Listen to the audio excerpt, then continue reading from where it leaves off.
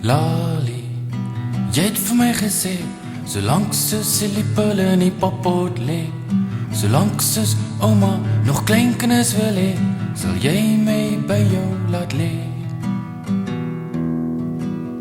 Maar Lali, nou se donker maar. Ons het nou baie vrolike soort van 'n Koos Kombuis inleiding gehad. Lekker ontspanne, populêre musiek. Vrolike klingelingeling. En dit is ons taak vandag, en ek is vreeslik bly dat julle hier is, om te kyk waar kan ons dit heen voer met Koos Kombuis as digter. Die skeidslyne is nie altyd so duidelik te trek nie. Baie mense sou gelukkig wees of gewees het, want dit werk nie so nie. En ek wens my leerlinge wil dit altyd onthou, as hulle nog leef, van ek het dit nie gedoen nie, ek sou dit gedoen het, maar dit beteken ek het nie, en so weer. Dat ons kyk na Koos Kombuis, luister na sy klanke, luister na sy stemtone, en ons is verskriklik bly dat hierdie pogings op hierdie stoep gedoen is, al hoe meer 'n spanpoging word, met vreeslike belangrike komponente daarvan. En 'n digter is ook maar 'n komponis in baie opsigte, nie waar nie? En sy plaas goed by mekaar, hulle komponere, kom plus ponere, hulle plaas goed by mekaar, en soos Opperman sê, jy leer ou woorde kantel tot 'n nuwe samesyn, en dit beteken saam plaas, nie waar, daar is 'n eerste posisie, en in tye van vernuwing in die literatuur, soos in die skilderkuns, soos in die filmkuns en so meer, miskien selfs by blommerangskikking en skoolpaaie teel,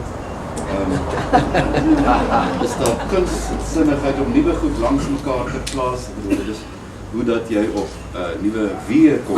So van die vrolike liedjie van Koos Kombuis, en ons weet van hom. Hoe oud is hy? Die jong ouetjie. Die ouetjie met die ding op sy kop, die doek. Seker 50.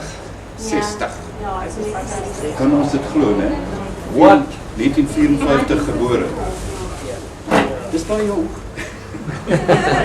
Ja, jonger is En soos met die literatuur, hang dit gewoonlik af wat jou modelteks is. Wat is jou verwagtinge, wat is jou oerbeskouing van die proto-vers? En as baie mense wat nie baie gediend is met Koos Kombuis se gedigte nie. Want daar staan sulke letters soos naar en kiesklik en sisa en lelik, soos op die TV, nie waar, die staan altyd daar heel bo as jy dit kyk. En daar is 'n gevoel dat Koos Kombuis 'n soort van 'n verraaier is teenoor gevestigde waardes en so meer. Terwyl enige kunstenaar, enige verdomde Goya, wat die grense durf te buite gaan, word dan beskou as iemand wat anti-kultuur is, anti die land, anti die waardes en so weer. En dan sing Koos weer mooi goed in Lisa se klavier en sulke dinge. En daar's goeie, mooi dinge daar. Nou ons is vreeslik bly vir die hulp van Nodee wat ons opneem. En jy het nou ook vir Gavin gaan opneem. En Gavin is die gasleser vandag. En hy gaan nou 'n ander Koos Kombuis liedjie voorlees. Ek dink dis 'n liedjie. Ons het verlede keer Koos Du Plessis gedoen. Nee? En van hom is daar so 3 verse in die groot verseboek, 3 gedigte. En dit is hoe hulle meet hoe goed jy is, nie waar nie. Hoeveel lugtyd jy kry, of leestyd, of bladsye, of wat ook al. En almal tel, hoeveel kry ek hierdie slag? En die kanon. Ja, hoe lyk die kanon met my? Vleiend of te nie? Want vir die digter is dit baie dikwels nodig om gevlei te word. Maar dit is natuurlik die effies. Want as hulle dit afgeleer het, dan gee hulle nie vlenter om nie. Hulle maak soos Wilma Stokenstroom, skryf wonderlike, eerbare, sterk gedigte terwille van die woord en die beeld en die nuwe ding wat gebeur. En een van die redes hoekom ons vir Koos Kombuis gekies het, was eintlik 2 groot redes. Die een is omdat ons kan vernuwe, verken. En die ander rede is omdat hy hierdie 2, die sang en die gedigte, kombineer, maar van sy gedigte, en ek praat baie eerder oor gedigte as oor mense wat dit skryf. Want almal begin met 0 by elke nuwe gedig, sê groot denkers. Dit is baie interessant vir die soort mense wat wil veralgemeen en 'n hele beeld van 'n digterskap beskou, om te kyk na die verskillende gebeurtenisse rondom die naam André Lettois, Koos Kombuis, geboore in 1954, resensieskrywer, skrywer oor homself op baie onvleiende maniere partykeer, en dan met sulke verskriklike eerlikheid. Gavin gaan nou 'n liedjie, en ek dink dit is 'n liedjie, want daar staan koor en daar staan brug by twee verskillende strofes, en die metrum is 'n bietjie maklik miskien, en ek wil graag hê ons moet luister later na die ritmes van die regte gedigte, wat meer lyk na regte gedigte, omdat hulle nie wolke is. En Gavin sê hy gaan dit lees, maar dit is moeilik om te lees, want dit is so aangrypend, van die popliedjie, van die maklike gekabbel, oor na die aangrypende ding wat Gavin... Curriculum vitae. Vir wie vir nog 'n nuwe werkgewer.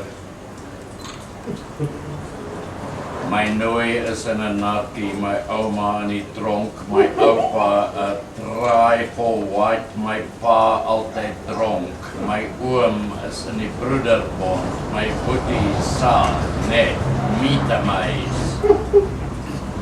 My neef studeer nog vlugteloos en my beste vriend het AIDS. Die freaks dink ek is plastic. Die vas meen schizofreen. My predikant voel ek's 'n bietjie regs, maar in my hart 'n goeie seun. My nooi is 'n narkie. My ma vrees elke kommunis. My oom het 'n jacuzzi. En ek weet nie wie die fok ek is.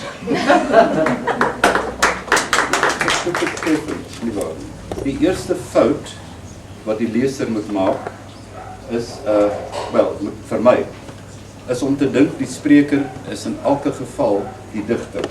Nee, ons sit met 'n klomp digters hier,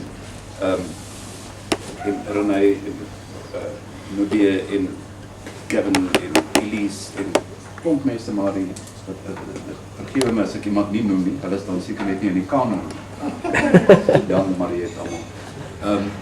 Want die spreker van 'n drama, die spreker van 'n film, weerspieël nie noodwendig die persoon wat dit gepleeg het, wat dit geskryf het. En baie dikwels, wanneer ons in die versklasse sit met 'n gedig, dan probeer ons, hoe sou dit wees om dit in die tweede persoon te sit? Jy. Hoe sou dit wees om dit in die derde persoon te sit? En hierdie beleidende spreker, ek. Ja, die ek, eerste persoon, het sy eie manier van goed doen. Maar partykeer wil jy dit nie doen nie. Partykeer wil jy die vrou wat mishandel word byvoorbeeld objektiveer. Sy hoor dit, sy proe dit. Al daardie soort onmiddellikhede. En in die gedigte van Koos Kombuis wat suksesvol is, nou hoeveel kry hy in die groot verse? Deel 3, 15. Nou kan ons almal gaan tel, wie kry minder as 15? Van al die bekendes en die mense met die groot monde oor die poësie en die groot gebare van die poësie, wees en diens, maagde en knegte van die poësie. Kyk of hulle 15 kan kry. Maar Koos Kombuis kry 15 en hy verdien dit, allesins. Ek mag dit sê wat ek weet. Die digterskap is 'n moeilike ding. Party mense sê, kyk, Roan Pienaar het nou afgegaan van die veld, want hy het seer gekry. Hy is net so goed soos sy eerste of sy laaste wedstryd, of die helfte van die wedstryd wat hy gespeel het, en hy het baie goed gespeel. Ne? Maar die volgende gedig wat jy publiseer, kan baie swak wees. So, ons kyk na die dinge, ons kyk na Koos Kombuis, waar is hy byvoorbeeld voorspelbaar, want wanneer is sy gedig voorspelbaar? En jy as digter, hoe meer jy 'n amateur is, hoe meer is jy bekommerd dat jy iemand namaak. Ja? Terwyl die groot skilders gaan sit in die Louvre en probeer om die kwashale na te maak en dan daaruit die wondergoed te ontgim. Maar nou ja, Koos het die gebaar, hy het die skuilnaam, Koos Kombuis, baie soos Kabus Verwoed, baie soos Bernardus Niemand, baie soos Johannes Kerkorrel.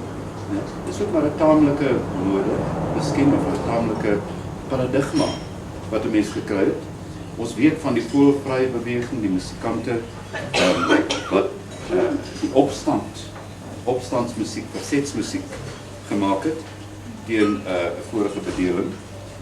Maar dit is nie die gedigte. En niemand kan sê Koos Kombuis se gedigte is nie toeganklik nie.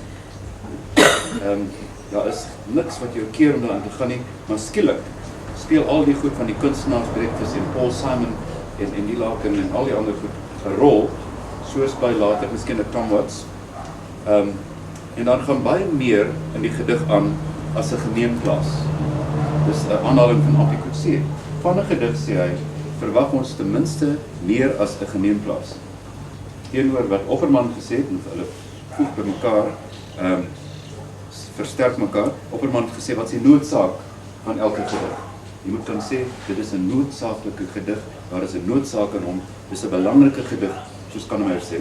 En hier kan jy nie sê, dit is blote, gemoedelik, lokaal, realistiese goed nie. En baie dikwels wanneer ons kyk na die meer populêre poësie, of ons verbeel ons Boerneef is populêr, byvoorbeeld, dan kom daar nie veel uit die gedig nie. En ek praat nie van 'n tema, ek dink dis een van daai woorde wat mense maar kan bære, maar van 'n hele ondervinding, van 'n hele proses en so weer. Maar baie wat in die kanon opgeneem word, is wat een digter dan aan Gioia genoem het elegantly packaged junk. Baie mooi verpakte snap, gemeenplaas, wat ook al. Te veel dan, gee ook stellings. The true subject word nie largely left unspoken nie, maar kom op die lappe en sê dit net in swakker prosa, soos van my Klaus sê. Dit is soos 'n brief, en dit is beeldloos, en dit is ritmefoos. Ekskuus vir die woord, dat het in 'n nag gekom. Ek is kwaad. Ek is kwaad omdat niemand na my luister nie. My woede is gefrustreerde liefde. Al hoe ek 'n megafoon by julle ore sal julle maak asof ek nie bestaan nie. Al kondig ek dit af in militaristiese styl. Skaam julle Christene behang met nagemaakte parels, skaam julle verplekte blommeringskikkings uit Napoleon se area, sal julle niks hoor nie. Sal julle voortgaan om julle slapband moordverhale te reis. Julle belastingvorms in te vul, nog gewere vir Inkatha. Julle penkoppe en drawertjies te fotostateer en te liaseer vir die nabestaandes. Julle is blind, doof en stom. Julle hoor maar die gekoer van die tortelduwe op 'n Saterdagoggend nie. Julle bene is afgekap. vol spinnerakke, sit julle in die halfdonker en wag op Christus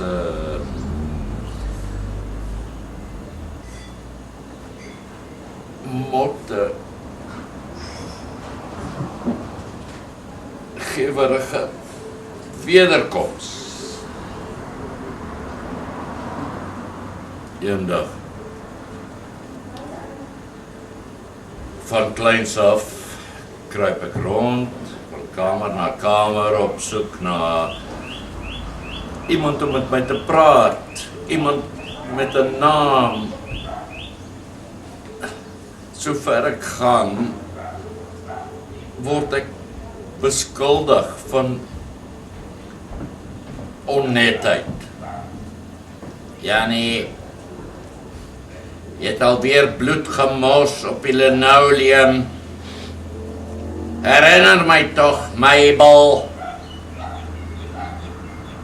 om papa te onthou om klein Boet nie in die voorrits af te slag nie.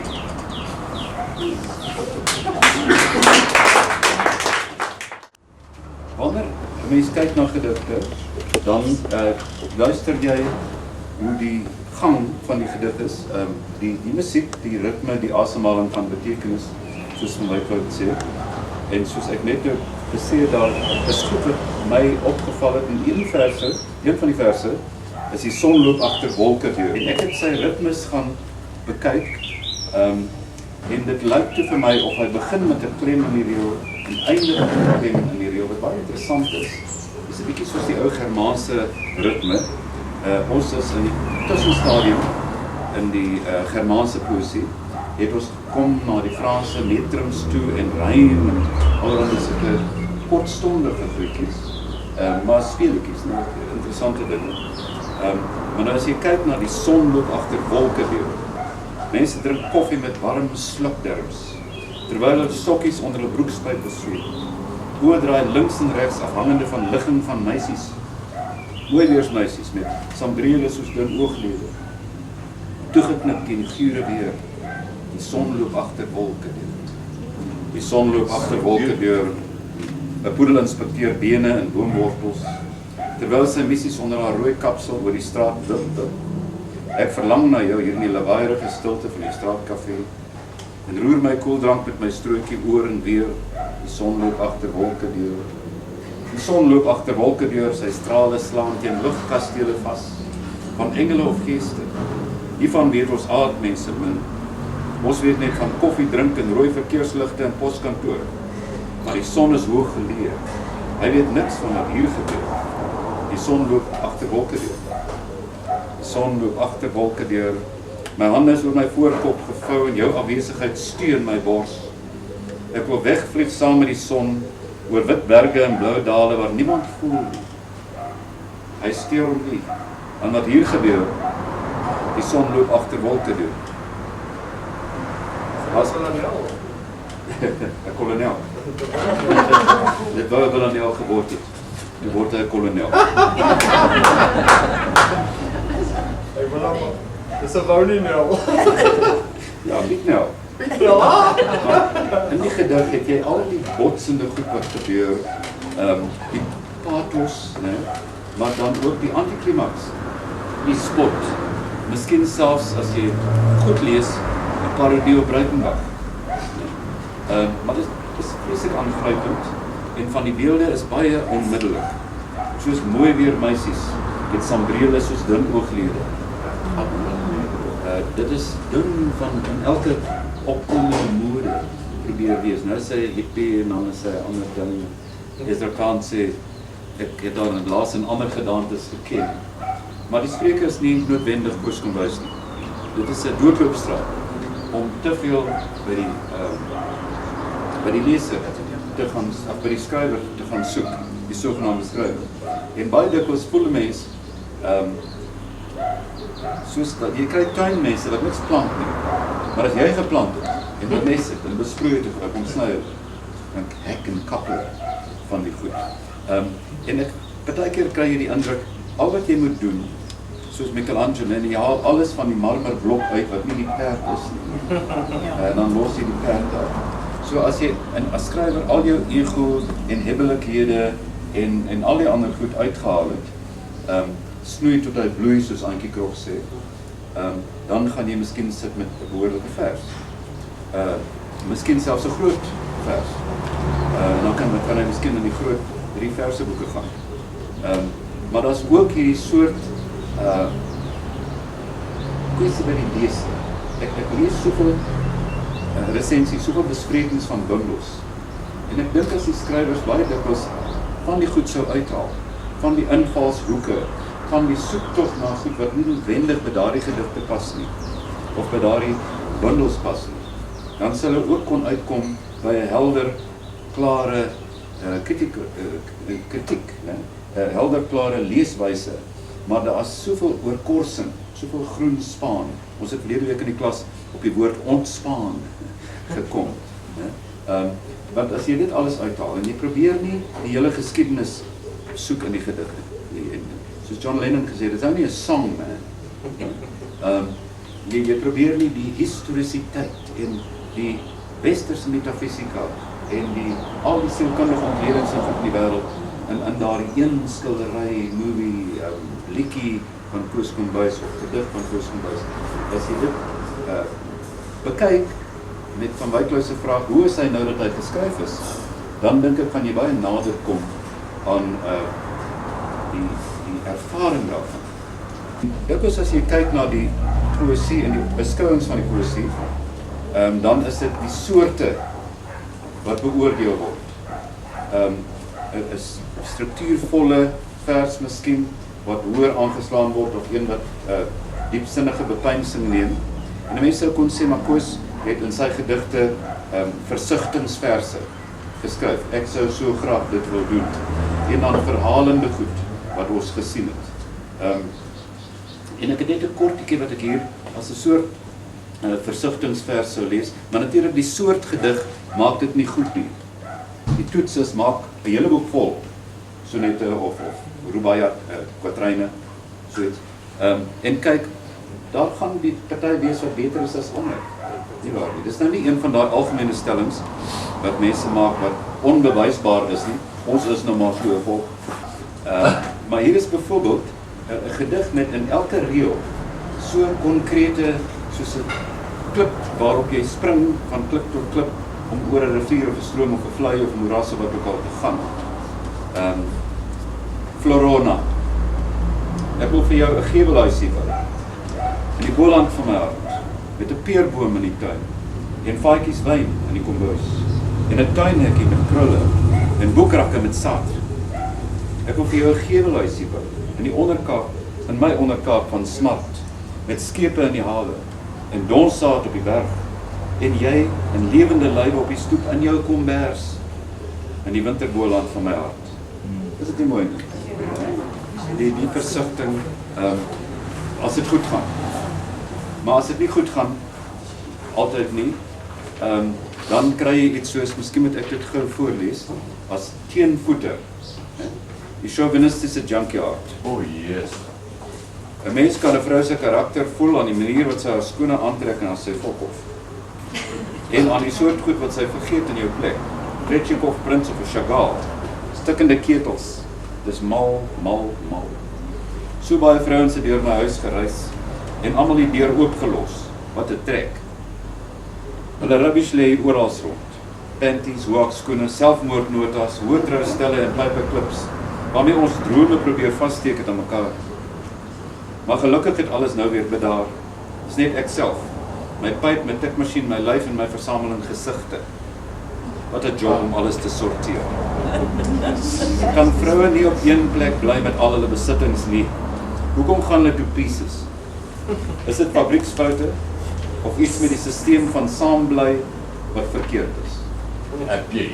Dit is 'n liefde gevoel. Dit is so die onsekerheid, dit is so die verlies. Hy sê baie graag hulle almal moet daar gebly het en net so 'n stapel paperclips. Maar die konkrete kom dan telkens, deurslaan, die selfmoordnotas, versameling gesigte. To prepare a face to meet the faces that you meet. Dit, Kompleksiteit van die vrou. ja, daai woord kan baie lekker opgedeel word. Maar die vonke spat en sprei oor die kompleks. Pink in die nuwe jaar. Dis uit my band. Goed, maar dit is kompleksiteit. Is daar een wat jy wil doen? Gavin, wil jy 'n gedig lees? Laaglied. O my breinbrood sussie van die onderkaap. Hoe grof is die lewe nie? Hoe verkrummel alles nie? Kyk my sussie. Ek het vir jou Kersrose gebring, want ek het verlang na jou gesig en ek wou so graag weer met jou donker tone speel.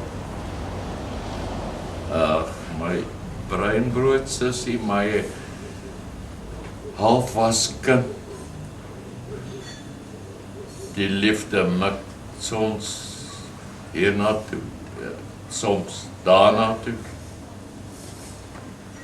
Maar myne reis sommer met enige soort deeg.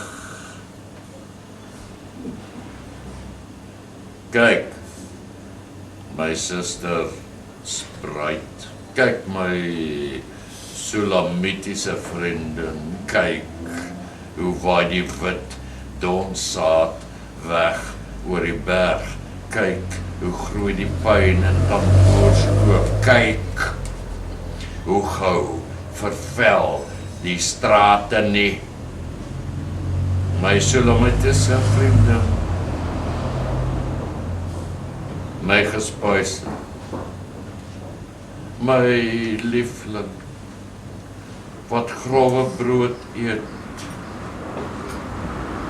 Ek sal vir jou bid, terwyl die doringdrade tussen ons opstaan, en sal oor jou ween, as die wagdorings sal vuiste oor ons liefde bal, my bruin brood sussie, my flinte skaduwee. Maar my promotor by RAE het een keer gesê, die beste kritiek is om 'n gedig behoorlik te kan voorlees. Dan kan jy hoor of die leser daai ding heeltemal deurgrond het. Dit is in 'n baie groot mate dink ek waar. Jy beperk hom natuurlik tot een skrywerlike reaksie daarvan. Maar die voorreg is om weer te gaan kyk, om weer te gaan luister, van Wyklous sê in sy rondom eie werk, te min mense lees die gedigte met hulle ore. En wanneer ons werk, wanneer ons kursusse het, werkswinkels, slypwinkels, wat ook al, dan werk ons eintlik, hopelik, baie aan die oor. Die Kurtse sê, sy is bly, sy het haar wonderlike stem, sy sê dit nie wonderlik nie, maar die stem is baie wonderlik om te hê, maar sy dink haar oor is nog waardevoller. Wat sy nie begin het toe sy klein was en klavierlesse geneem het en geluister het na die musiek wat haar broer Willie vir haar speel, op die langspeelplate met die wit etikette, by die radio, waar almal gesit en probeer gesels het, maar sy luister klank. Dit was die oor wat so belangrik was. Miskien gaan ek afsluit met 'n gedig.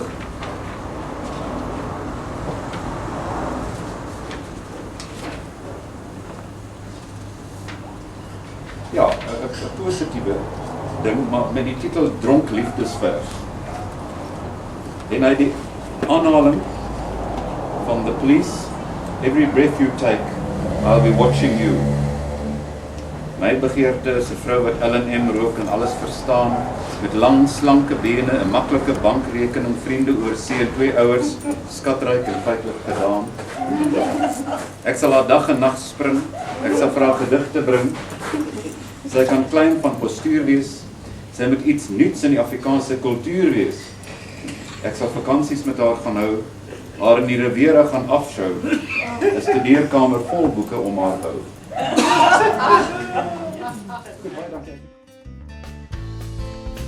Ek hou nogal van jou. jou liggaam is okay. Die plek waar jy nou woon is nogal nice vir my. Dis fyn as jy hier rond is.